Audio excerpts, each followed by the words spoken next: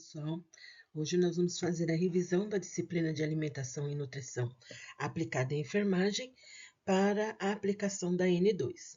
Então, nós temos na aula 8, Somos o que Comemos, um documentário Super Size Me, que é considerado aqui no Brasil com o nome da Dieta do Palhaço. Quais foram o objetivo, desse documentário? Foi investigar os efeitos físicos e psicológicos de uma dieta baseada principalmente em fast food. Vocês que assistiram o documentário, vocês perceberam que ele fez um experimento e ele almoçava, tomava café da manhã, lanchava à noite, tudo só McDonald's, né? E a questão da responsabilidade das grandes redes alimentícias na epidemia da obesidade, principalmente nos Estados Unidos, porque toda a questão do fast food começou pelos Estados Unidos, né? Influência do marketing na alimentação, a questão da mídia televisiva, da internet, com o advento da internet agora, né, das propagandas, a alimentação ela se tornou especialmente assim um atrativo, tanto para criança como para jovens, como para adultos e idosos também, né? Muitas vezes você vê determinada propaganda na televisão e te dá vontade de comer aquele alimento, né? Quais foram os resultados, né? Ao final dos 30 dias, ele acabou ganhando 11 quilos, desenvolveu problemas no fígado, aumento do colesterol, mudança de humor e perda da libido sexual, né? E ele recebe vários alertas do médico para parar com o experimento, na verdade, né? Então, qual foi o impacto, né? Teve grande repercussão mundial, gerando discussões sobre a questão da indústria do fast food, a saúde pública e a obesidade, isso em todos os países do mundo, né? A regulamentação de marketing voltado para a criança. Antes a gente via muito mais propagandas de alimentos na televisão voltado para a criança, agora a gente não vê mais. Isso mudou drasticamente também, né?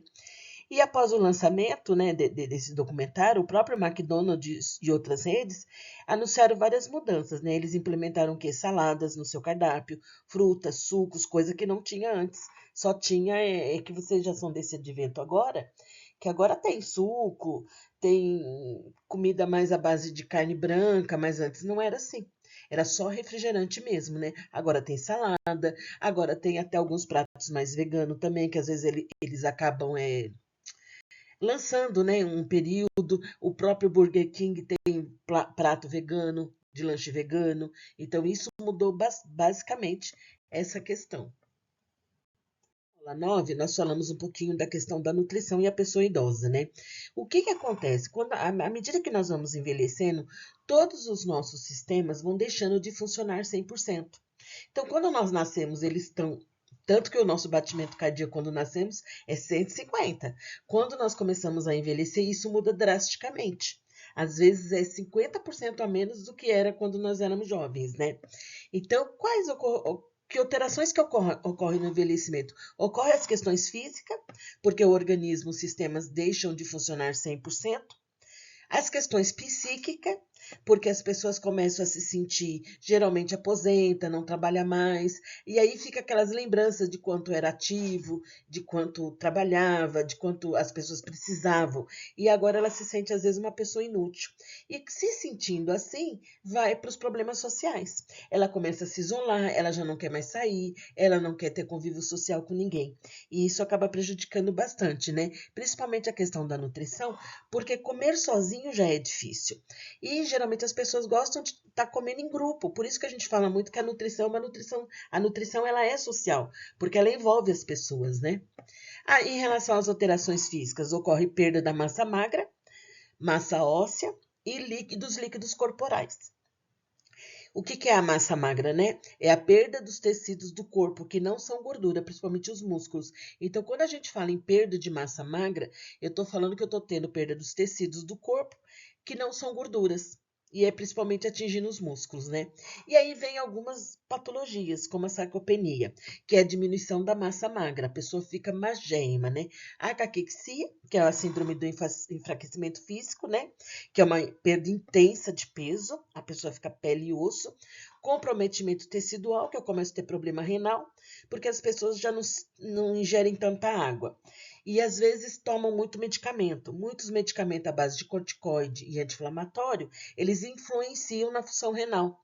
E aí tem problemas renais.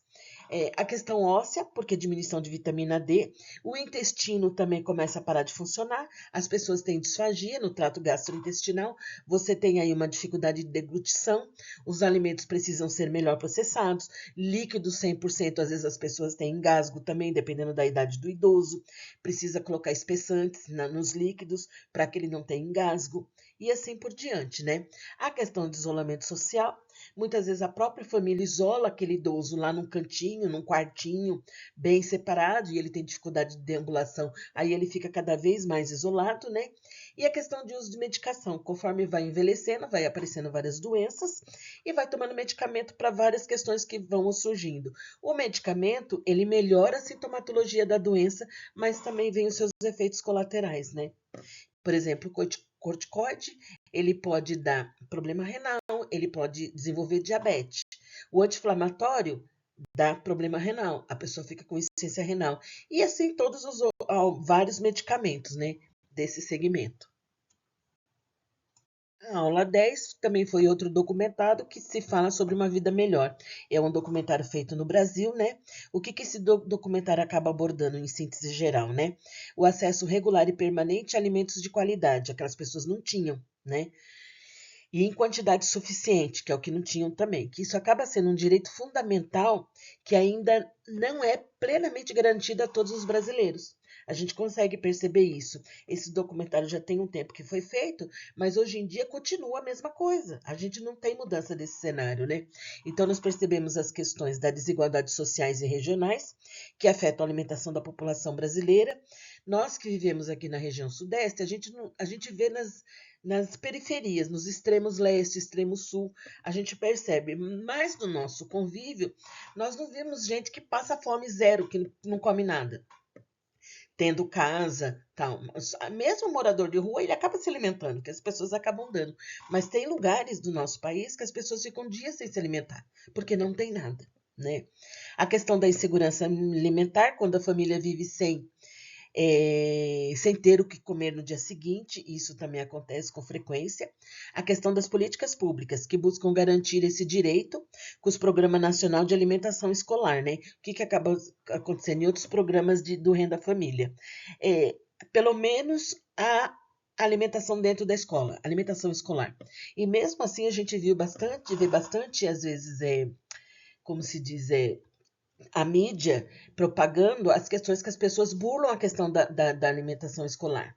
Elas acabam colocando escândalos envolvendo a alimentação escolar, né? Pegam o dinheiro da alimentação escolar, não colocam alimento adequado nas escolas e assim por diante, né? Onde deveria pelo menos garantir uma alimentação para as crianças, muitas vezes você tem muitos políticos fazendo falcatruas, né? Experiências locais e comunitárias, como a questão das hortas urbanas, isso foi desenvolvido nas escolas, isso ajuda bastante, porque as próprias escolas, dependendo da escola, começou a desenvolver essas hortas comunitárias, né? Importância da alimentação saudável e adequada, respeitando a cultura alimentar e o meio ambiente, porque você também tem que saber onde a pessoa mora, né?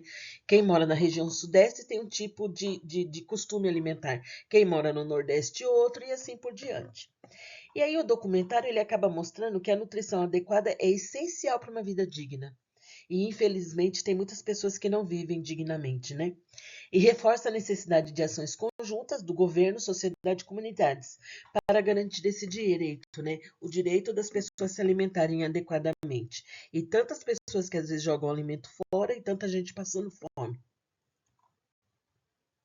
Finalizando, na nossa aula 11, nós temos as questões das diretrizes alimentares a partir do Guia Alimentar para a População Brasileira. Então, mediante toda essa questão dessa escassez de alimento, foi elaborado, isso é política pública de saúde, né? As diretrizes alimentares baseadas no Guia Alimentar para a População Brasileira, do que ela trata, né? Das orientações para promover uma alimentação saudável, adequada e sustentável, voltado para a nossa cultura e a nossa realidade brasileira. Então, quais são os pontos principais, né? Alimentos in natura ou minimamente processados devem ser a base da alimentação. Então, não comer embutidos. Evitar alimento ultraprocessado, são esses embutidos que nós falamos, né? Comer com regularidade e atenção, em ambientes apropriados e sempre que possível com companhia, aquilo que nós falamos, né? A alimentação, ela sempre é uma questão social.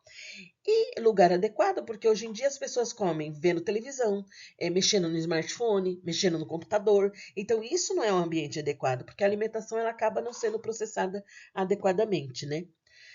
Fazer da alimentação uma prática cultural, social e sustentável. Então, ter horários regulares, alimentos regulares à mesa, né? Planejar, comprar e preparar alimentos. Esse planejamento é comprar alimentos da época. Então, sempre é importante comprar alimentos da época que ele se torna um pouco mais acessível, né? Evitar a questão do marketing de alimentos não saudáveis, né? Não ser induzido, né? Não ser encantado por esse tipo de propaganda, né? As diretrizes estão voltadas a todas as pessoas, tanto criança, adultos e pessoas idosas, né?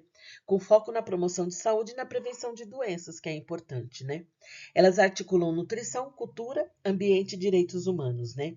E diferenciam-se por seu olhar crítico sobre a indústria alimentícia e a comida como um todo, não apenas como nutrientes isolados. Então, a indústria alimentícia, ela tem que preparar alimentos mais saudáveis, com diminuição de sódio, diminuição de excesso de carboidratos, excesso de açúcares. Então, isso que acaba prejudicando o organismo.